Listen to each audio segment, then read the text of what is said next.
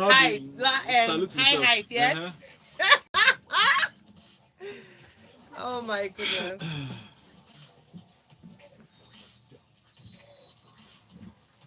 All right, let's go. Let's do this. Let's do this. You start, yeah? Pardon? You're starting. You on your side? Okay. All right. That's news stories. Yeah, you're starting. Hello, good morning. Thank you so much for being there. This is Smooth Breakfast with Ayomiro Esse. And Valentine Ohu. Hello, Taga. Good morning, Taga. Good morning. Welcome, Taga. Thank you very much. How are you, Taga? I'm fine. Missed you, think. Taga. How's your weekend, Taga? Okay, so my weekend was interesting. I saw a lot of tweets that I don't think everybody should be. I saw yes. I saw okay. I saw a lot of tweets. Yes. On other social media. On WhatsApp, actually.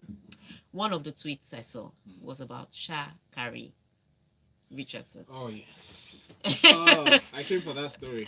Yeah. So she's not. We didn't put her story here. Oh no, why? Because it was somebody that was reacting to it, and so somebody shared it on WhatsApp, and we all discussed. Joe Biden's response? What was the response? I didn't see it. Again, we are not on Twitter, so we can't see all the responses. No, he didn't tweet. Okay. Oh, you're not on Twitter? No, he didn't tweet. I saw it on the good. website.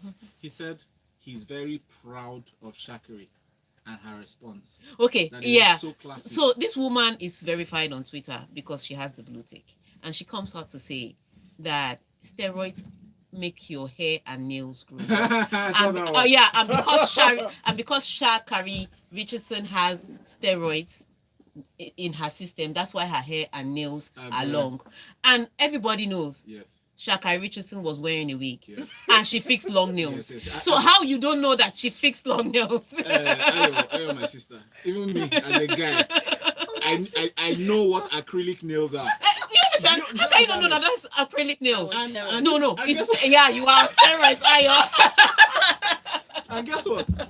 People came up. I like the schooling that black folks came out. They told her, Auntie, first of all, you must not know about sports. You must not know about Sha'Carri for you not to know that she changes wigs, she changes color of nails every time. I was stunned. I'm stunned. I was stunned, and somebody dropped it in the group and asked me, Tega, is this true? So I didn't know who to be upset at, whether it was the person that put the original message out or the person that said, Tega, is it true? Yeah. I was like, Oga, first of all, you are black. You should know about wigs. You should know what wigs and acrylic nails look like. Right. Anyway, so that's the highlight of my weekend. That's the highlight of my day, of my morning. All right, this is how you can join the conversation. We're live on YouTube. There's such fun on YouTube. So go on youtube.com/smooth981FM Lagos. And you can also send us a WhatsApp message. That number is 0809-444-0981 for WhatsApp messages. All right, our first story for today. The Super Eagles of Nigeria were defeated 4-0 early Sunday morning in the international friendly against Mexico at the 77,500 capacity LA Coliseum. 2 quick goals in the first half and 2 more in the second half for good measure saw Nigeria's winless run in friendly games extended into 8 games. Please, I have one question. Is it with the foreign players that they beat us for? No. Okay, so no, it's with the home-based players. There was one foreign-based player, but he's very new to the Super Eagles. So I think they just threw him in there. They just threw him in there to see it out. So here is where the big issue with this story is. So they took the foreign-based players to play this match, and I remember that statement from the Minister of Sports saying that Gernot Roto should shut up and pick MPFL players. Yes. So this was his response. I think this was the best response to do. We put home-based players to play against the Mexican, and they brought this result. In fact, the Mexicans scored the first 2 goals in 10 minutes. I think they realized that these were not the Super Eagles; they're just Eagles. By the time they realized, like, so they're just like, let's just use it for training. Because I think if they would have continued on the throttle, this game could have ended in 10-0. No, if you didn't watch the match, it would have ended 10-0. I think they just realized very quickly that these people are not at par. So let's just work out as opposed to playing football. Oh gosh, that's such a shame. So this was the response to the Minister of Sports. Such a good response. What he should have said is, shut up and improve the league. Shut up and build infrastructure. Shut up and have training for your coaches. Shut up and get your different coaching certificates. Not shut up and pick the MPFL players. I don't blame this result on the MPFL players. I blame it on the structure and development of our football. There is a total lack of both in football, and that's what you should be focused on. So your job is to focus on sports development and not to be telling the coach of the Super Eagles to shut up and pick MPFL players. So it's not the shut up that was problem. Ooh, all of them. Right. Okay. So there we go. Thank you so much. That's so. Honestly, I'm really. I was a bit. I'm really. So and so that's where we are going to take our phone. So we have to take phone calls from beginning because so that I will hear, because that's my own opinion on the matter, that this result proves that the Nigerian Professional Football League needs development, needs structure. In fact, sports in general needs development, needs better structures. So we want you to call in now based on this result of the MPFL versus, because that's what it was. It was MPFL versus Mexico. Let's not be saying Super Eagles before we spoil the brand. Bamdele from Lagos. Just not spoiling the brand. Bamdele from Lagos has killed the brand, literally. He says it's supposed to be 20-0 for the Dead Eagles of Nigeria. Can you imagine? So no, we can't be saying Dead Eagles. We can't. No, don't spoil the brand. So MPFL versus Mexico. So give us your thoughts and what we should be doing based on this result. Nigeria versus Mexico 4-0. What are your thoughts? Call 014489981. All right, Milwaukee Bucks. Whilst we call, we'll go into some basketball. But we have comments on WhatsApp. Let's take that one. This one here from Ali. Ali says, what Ayo and Valentine are doing on Breakfast Radio is superpower. Thank you so much for that. Thank you, Ali. Yeah, okay, so that was from earlier on. Thank you. Milwaukee Bucks close out Atlanta Hawks to advance to NBA Finals for first time since 1974. Milwaukee defeated Atlanta 118-107 in Game 6 of the Eastern Conference Finals, earning a spot in the NBA Finals against the Phoenix Suns. Yes, so really huge one, Saturday night to Sunday morning. Game 6, and again, Giannis Antetokounmpo was missing because of that hyperextended knee. However, he did do some shoots around. However, I think it was Trae Young. Trae Young featured on the day, and I think Trae Young was rushed for the Atlanta Hawks. It was almost as if Atlanta Hawks knew that they couldn't face the Bucks without Trae Young, and so they wanted to be able to push this series to a Game 7, and they came with it. They brought it on. Trae Young started the game. Unfortunately, from the minute he stood, you could tell that ankle was just not working right. It was affecting every way he was taking his shot. He was making his runs. He was playing through pain, but it just wasn't working for them. On the other hand, for Milwaukee Bucks, they came out into the game, and I remember Chris Middleton saying at the end of the game that one of his teammates was telling him that, you are the boss on this team, and he said today the buckets are not just going down. So please, everybody else feature, and that's what I like. When you try the first 3 shots and you recognize nothing is going on, you don't try to force it like Paul George. Just spread the play. Yes. and that's exactly what he did. So he called Drew Holiday, he called Portis Jr. He said, look, the buckets are not just going down. I think people are going to have to do some more heavy lifting.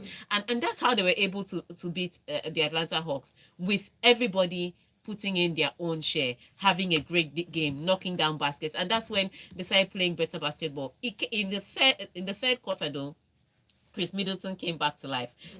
He scored 16 of his 23 points in the second half of the game. So the fire came up eventually. Yeah. But the first 2 quarters, he was struggling massively. And if not for points from Drew Holiday, if not for points from Portis Jr., if not for points from Connington, who came in from the bench to help, it wouldn't have happened. And what was he able to do? Just communicate to the rest of the team that I'm struggling. So guys, don't pass me the ball.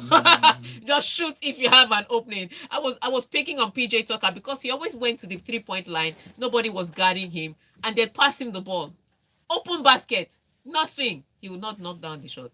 So I was just like, guy, why are you there? There's no point you being there because you're not taking advantage of it. But when it mattered, they had opened a 20-point gap, and the Hawks had closed the gap down to 5 points. No, to 3 points. And that's when PJ Tucker gets the ball on the 3-point line again, wide open, and this time he knocked it down. And I think from then on, he started knocking down his shot. So great. So, I mean, the story just teaches us try again. Yeah. And so he did that and helped the Bucks to win. Now, the big issue is Giannis going to be available for the Bucks against the Suns? The finals of the playoffs start on Tuesday night, because the Suns are in full flow. But I don't think that without Giannis, the Bucks will be able to take out the Suns. All right. Okay, then. Thanks for that. We have messages now. This one from Sal reads, to Mexicans, they played Super Eagles, even if we call it MPFL, they won the Super Eagles. Muiwa says, I so agree with take on how we have neglected our football and also sports in general. Grassroots sport development is key. Our current strategy is hope a foreign-born Nigerian player suddenly comes through in one of the foreign leagues and then try to co-opt the player to play for Nigeria. We need a sports scholarship system. We need local government sports development. We need corporate bodies and the wealthy to sponsor grassroots sports. And I think it's important to mention here that that's what LIS International pushes for. Yes. That's the ladies in sports. In terms of corporate involvement, sponsorship of grassroots development. Yes, sports thank you. So well done, Tega, for doing that. Well done. Oju says, is it possible that the coach set up a weak team to prove his point, or because he felt insulted by the minister? I don't know. Good morning. Good morning. What's your name? And where are you calling from? Good morning. Please turn us down on the other end and speak to us on the phone. Please, thank you. What's your name? My name is Birthday. I'm calling from Bagada. Did you say birthday? Essay. All right, essay. Shoot. Go ahead, please. All right. Well, check out said it right. I think we don't have a league first. We don't have anything to keep from our local league. Yes, do they have talent? Yes, but does shared talent win games for you? No. They need a lot of exposure and more finance in our league. I was talking to a friend and I said, why did Yimba perform well those years when they performed? It was because the governor spent a lot of money. Yep. And there was a lot of money for them. Yep. We have a league where our sponsors are owing the league. We have a league where our players will have to travel by road, facing every risk they have to take to play matches. And they are technically just not there. In fact, 4-0 is just it's a compliment. we should celebrate the 4-0 like the one. Okay.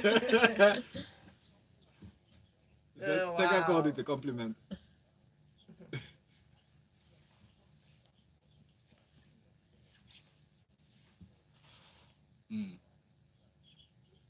All right, exactly. It's functional, not just football. The other day, Tega was talking about Olympics. We have one. All right. Essay. Thank you so much, Essay. That's Thank right. you so Thanks, much. Essay. Thank you. Let's move on to Formula One. All right, drive safe, everyone, especially in Lagos. Max Verstappen reeled off his third win in a row from pole in the Austrian Grand Prix on Sunday to consolidate his World Championship lead over Lewis Hamilton, who, after finishing fourth, said his toiling Mercedes team were miles ahead or miles away from Red Bull. In his words, to see so much orange in the stands is incredible. It's an extra motivation. Thank you. Verstappen was quoted as saying this to a cheering congregation at the Red Bull owned Spielberg circuit. Yes, so it's a Red Bull ring. That's their where they sponsored, but that's also where they happen to win a lot. Lewis Hamilton has won it once, but largely the winners on that ring, Verstappen, even in seasons that Hamilton ended up with the world championship.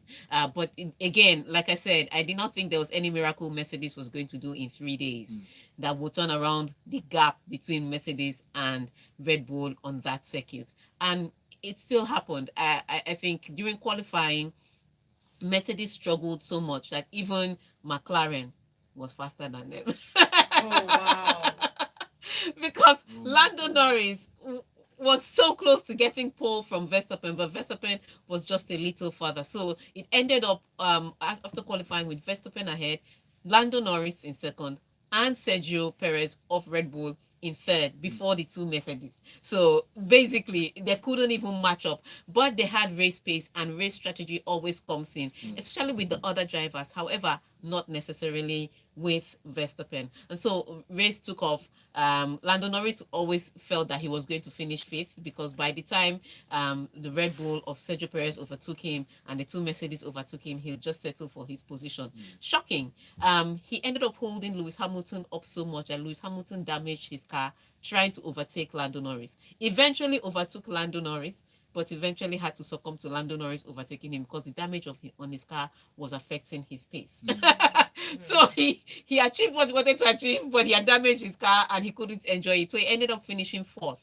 But what this means now for Red Bull and Mercedes is that Max Verstappen is 32 points ahead of Lewis Hamilton in the Drivers' Championship.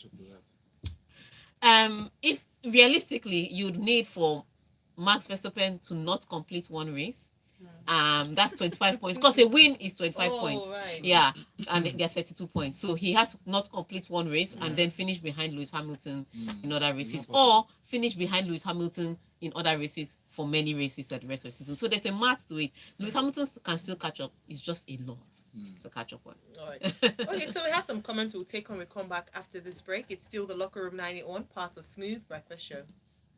98.1. What's that guy's name? The guy that won, I said the one that won the record of the fastest pit stop. Your fast family is Max back. Verstappen. Yeah. Get out of the house. Red Bull always have pit stop 1.8 seconds, 1.9. As in, I watched that video over and over again. I'm like, the guy that was fixing the tire. We go out. I'm like, how do you know that the nuts are them? No, that's how Red Bull are. They are very fast. Mercedes are not. Yeah, but they have to be fast. That's what Red Bull gives you wins. They don't give their and they cars have to wins. live up to that. Yeah. Branding,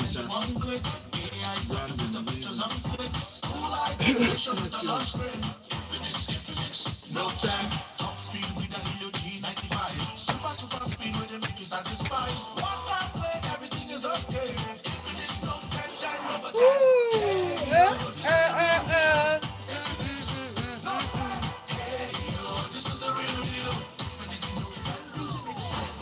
Enjoy superfast processor with the new Infinix Note 10 with Helio G95 speed, especially for better gaming experience. And a 6.95-inch FHD screen So for we're still wider taking viewing phone calls. pleasures. Infinix Note 10. Meet Yeah, okay. beauty There was one with that came strength. in while we're about to go on a break. Mommy, Oh, okay. my teacher said 90% of my brain will develop by the time I am 5. Really? What else did she say? She said I need iron in my food for my brain to grow well. Oh, very true. And that's why I give you Cerelac Junior every day, which provides half of your daily iron needs.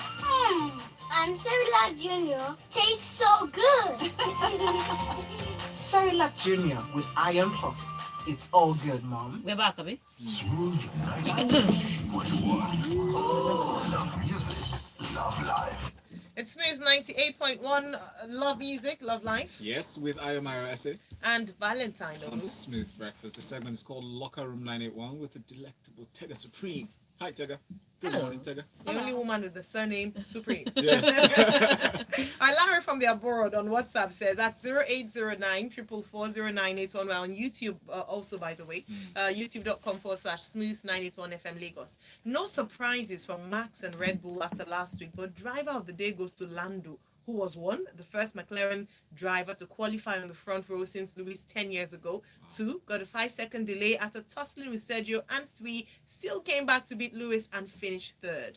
Glad to also see Mercedes allowing Valtteri to race and pass Lewis too. Yeah, no, they had to do that. If not, they were going to lose their position. So, Lando Norris had a 5-second penalty, not a 5-second delay. But Valtteri Bottas had to overtake Lewis Hamilton because Lewis Hamilton was struggling with the damage. And he was holding Valtteri Bottas up. And they were about to lose that position to Lando Norris. So they said Bottas should go ahead of Lewis since he could get the Constructors' Championship, the position of 2nd. And then they were hoping that he'd provide a tow for Lewis Hamilton so that Lando doesn't overtake him. Unfortunately, with the switcheroo, Lando was able to club up the space. So instead of providing the tow for Lewis Hamilton provided tow for Lando Norris. Okay, so next story. we're going to be looking at Manic Monday. Let's just go Manic through Manic Monday. So today is Manic Monday in Wimbledon. So remember, we said it on this show that Wimbledon has announced that there will no longer be that middle Sunday from next season. So this was the last free middle Sunday that made all of us bite our fingernails because there was no tennis to watch. But from next season, from next year, there is no longer any free Sundays. People will be playing on Sundays. But today is Manic Monday, and the reason why they call it Manic Monday, they had that break, and now matches are going to be flooding at us. So Djokovic features today. He plays against Garin. I think it's going to be a walkover. Federer plays against Sonego from Italy. I think that's going to be tough. And there are no easy matches for Roger Federer. Ashley Barty also plays today. She plays against French Open champion. So I don't know. You didn't like her last play. You were complaining about something. Yes, she hasn't been smooth. You said I thought you didn't like her. I love her. No. You said it. There's no doubt. No, something about how watching Ashley Barty play. So jinxes. It's Coco Golf. I jinx. But Ashley Barty is going to be playing today, and she's playing against the French Open champion, and she's not very smooth. She hasn't been consistent through this tournament, so I expect her to have a tough match. However, it's tennis. You never know. It's from the side of the bed that they wake up on that they play. So let's look at this one of with Spanish players. Spain's players always believed they were capable of going all the way at the European Championship, and they have now proved their potential by advancing to the semi-finals. Forward Mikel Oyarzabal said this on Sunday. Now, from the first day, in his words, we're confident that we're a solid group, a united group, and that we're good enough, and we've proved that. Before we delve into that, let's take this call. Good morning. What's your name and where are you calling from? My name is Tunde and I'm calling from Lekki. Welcome, Tunde. Go ahead. Yes, it's on the issue of the Super Eagles match. Yeah. So I feel that 4-0 was just more of, let's not beat them too much. it should have been 15-0. It should have been 0. Okay. All right. Thank you. Thank you very much, Tunde. Tunde just wanted to tell us that he was just when you wake up that early to watch a match and you see that kind of thing, you can be very upset. This is why I lost sleep. But let's go back to Spain. Yeah.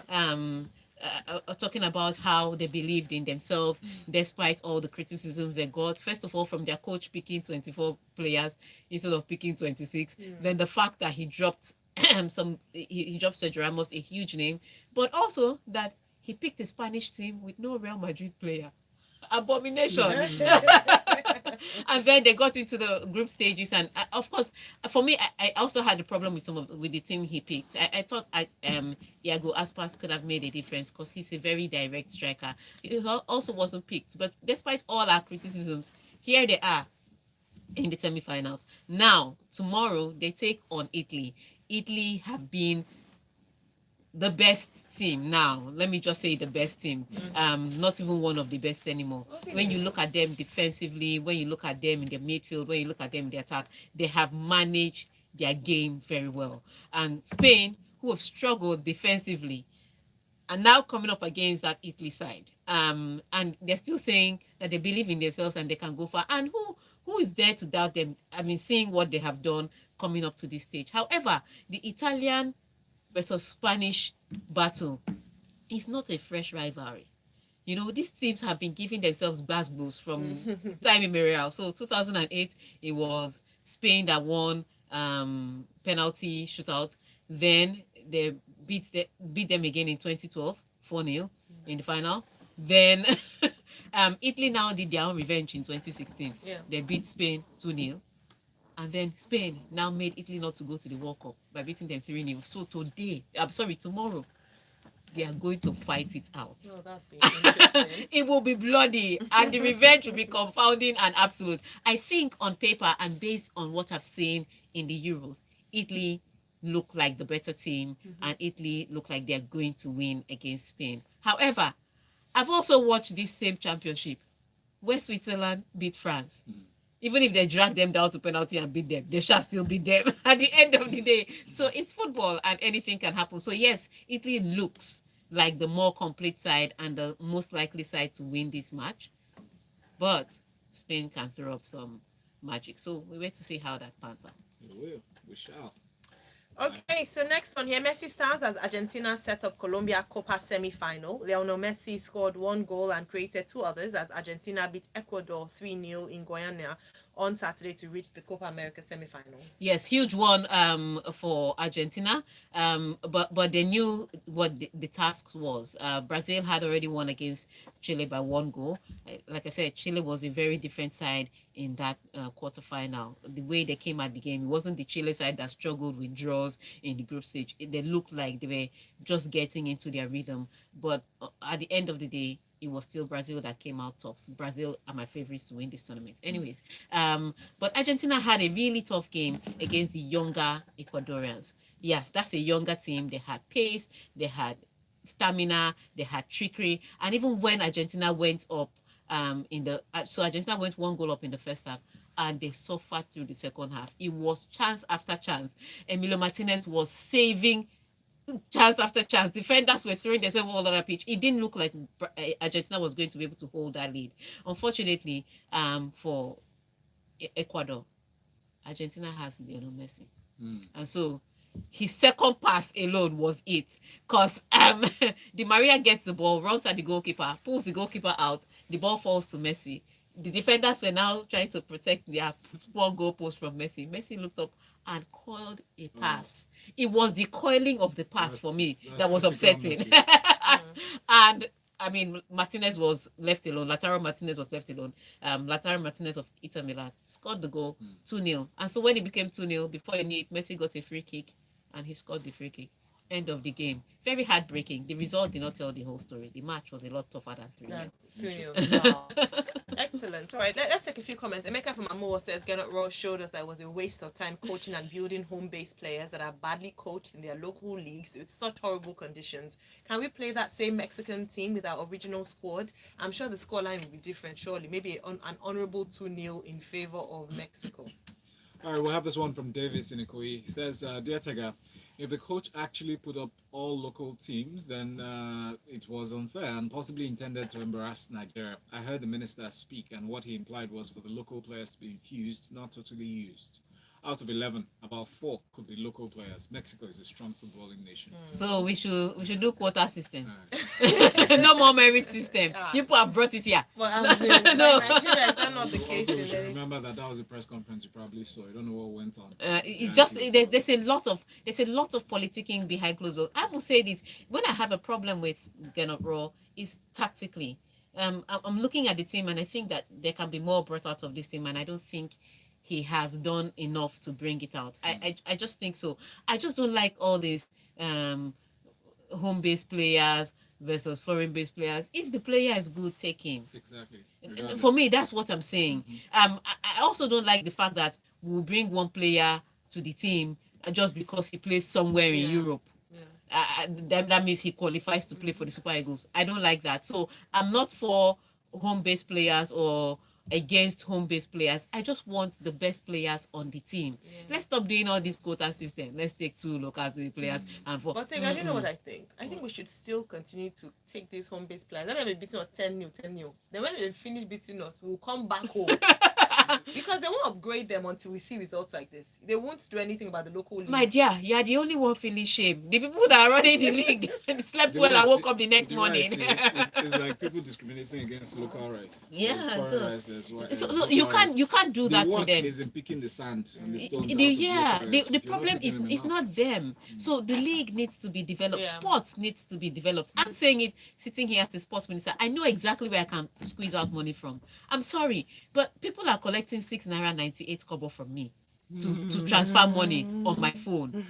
Look, you will pay some of that money into sports or educational development. Those are the policies we have to be writing. Yes. That some of this money that is being collected can be we'll give you tax rebate, but revert some of this money or send some of this money towards this or that, and then use that money for development, infrastructural development, administrative development, technical development. You just have to. We don't want the next minister of sports to be Tega Onojaife. I am recommend. We are putting her forward. There just has to be something done. It can't be that. Because that tax rebate conversation is something that's going to open a can of worms. Really? No, we have to have some tax rebate. You're collecting money from us. Yeah, you have to give us something.